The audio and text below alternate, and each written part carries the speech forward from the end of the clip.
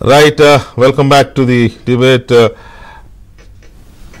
ఆంధ్రప్రదేశ్లో జగన్మోహన్ రెడ్డి పరిపాలన, ఆంధ్రప్రదేశ్లో జగన్మోహన్ రెడ్డి అరాచక విధానాలు, అమరావతిని నాశనం చేసిన తీరు, పోలవరాన్ని చంపేసిన తీరు, ఇటువంటి ఎన్నో అంశాల మీద మొదటి నుంచి పోరాటాలు చేసిన గళం విప్పిన వ్యక్తుల్లో కొద్దిమంది వ్యక్తుల్లోనే, అది కూడా అందరూ ఏం లేరు, కొద్దిమంది వ్యక్తుల్లోనే, ఆ కొద్దిమంది వ్యక్తుల్లో బాలకోటయ్య గారు ఒకరు, అమరావతి బహుజన జేఏసీ అధ్యక్షులు. మరి ఇప్పుడున్న పరిస్థితుల్లో అక్కడ వైసీపీ, ఇప్పుడుకున్న పరిస్థితుల్లో అయితే వైసీపీ చాలా ఘోర పరాజయం దిశగా వెళుతుందని చెప్పొచ్చు. ఇప్పుడున్న ఈ క్షణానికి చెప్తున్నా నేను. ముందు ఇంకా రౌండ్లు మారుతుంటే ఏమైనా పెరగొచ్చు తగ్గొచ్చు, అది వేరే విషయం. కానీ ప్రస్తుతానికైతే తెలుగుదేశం పార్టీ కూటమి 81 తెలుగుదేశం పార్టీ ఇండివిజువల్గా 81 స్థానాల్లో, జనసేన 11 స్థానాల్లో, బీజేపీ 3 స్థానాల్లో, వైసీపీ కేవలం 9 స్థానాల్లో మాత్రమే ఆధిక్యతలో ఉంది. కాబట్టి అది ఎలా తీసుకుంటారు, బాలకోటయ్య గారు ఏం చెప్తారు దాని మీద? బాలకోటయ్య గారు, మీకు వదిలేసేయంగా.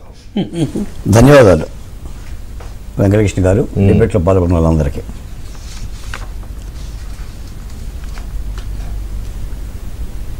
ఏం మాట్లాడలేదా, కన్నీళ్ళు ఆగట్లేదా? కాదు వెంకటకృష్ణ గారు, ఇంత సంతోషకరమైన వార్త ఆంధ్రప్రదేశ్లో ఉంటామని అనుకోలేదు. మేము తొలి బాధితులు. ఎన్నేళ్ళు ఎదురు చూపులు ఇవి? 5 ఏళ్ళు ఎదురు చూపులు. ప్రజావేది కూల్చిన దగ్గర నుంచి ఎదురు చూపులే. మేము తొలి బాధితులని, తొలి సంతోషకర్తలని. పైపెచ్చు హైదరాబాద్లో కూర్చొని మీతో లైవ్లో ఈ రోజున ఇవి యొక్క కౌంటింగ్ వీక్షిస్తున్నాను. అందుకని ప్రజలు అజేయులు, ప్రజల చారిత్రక నిర్మాతలు. విత్తనం నశించి పంటను వాగ్దానం చేస్తుంది, సూర్యాస్తమయం చేతిలో చెయ్యి వేసి సూర్యోదయాన్ని వాగ్దానం చేస్తున్న శివసాగర్ నా గురుతుల్యులు చెప్పిన సత్యం. అరిచాం, గొంతెత్తుకొని మొత్తుకున్నాం, జగన్మోహన్ రెడ్డి మారవయ్యా అని. రాజధానిని నాశనం చేస్తే నాశనం అయిపోతా అని చెప్పాం. ఎలా రావణాసురుడి గంభీరం ప్రకటించాడు. మహిళల ఎల మీద చెయ్యెత్తి అరెస్ట్ చేస్తే, అంగన్వాడీ టీచర్లు పొత్తి కడుపులో చెయ్యేస్తే కళ్ళలో చూశాడు వెంకటకృష్ణ గారు. ఈ విజయం గోస్ టు పీపుల్.